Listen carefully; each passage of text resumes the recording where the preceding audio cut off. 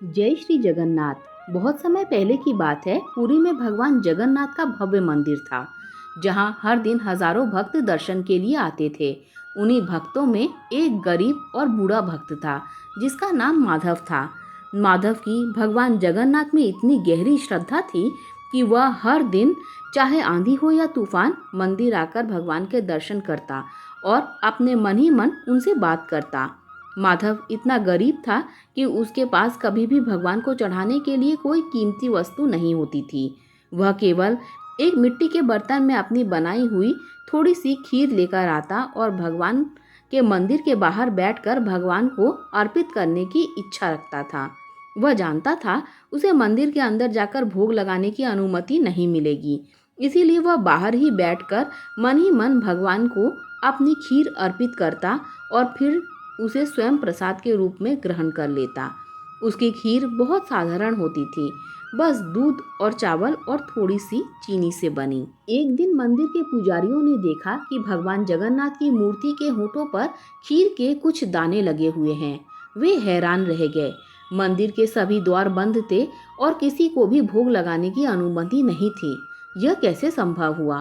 पुजारियों ने आपस में चर्चा की, लेकिन कोई समाधान नहीं निकला। अगले दिन भी यही हुआ। भगवान के होठों पर खीर के दाने फिर से दिखाई दिए। पुजारियों ने इस रहस्य को जानने का निश्चय किया।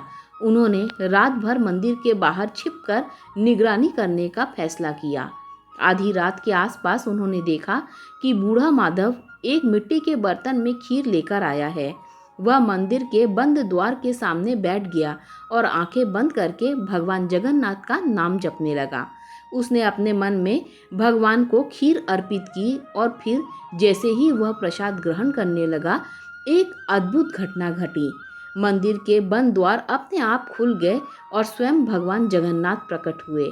भगवान ने मुस्कुराते हुए माधव के हाथ से खीर का बर्तन लिया और उसे प्रेम से ग्रहण किया। माधव यह देखकर भाव विभोर हो गया। उसकी आंखों से खुशी के आंसू बहने लगे। पुजारियों ने अपनी आंखों से यह चमत्कार देखा और वो समझ गए कि भगवान ने माधव की सच्ची और निस्वार्थ भक्ति को स्वीकार किया है। उन्होंने तुरंत माधव के चरणों में प्रणाम किया और उससे क्षमा मांगी कि उन्होंने कभी उसकी भक्ति को पहचाना नहीं था। उस दिन के बाद से माधव को मंदिर में विशेष सम्मान मिला और उसकी खीर को भगवान के प्रिय भोगों में से एक माना जाने लगा। यह कथा हमें सिखाती है कि भगवान धन या आडंबर नहीं देखते, वे केवल हृदय की सच्ची श्रद्धा और प्रेम को देखते हैं। दोस्तों, कथा अच्छी लगी हो तो लाइक, शेयर, सब्सक्राइब कीजिए। Thanks for watching this video. जय जगन्नाथ।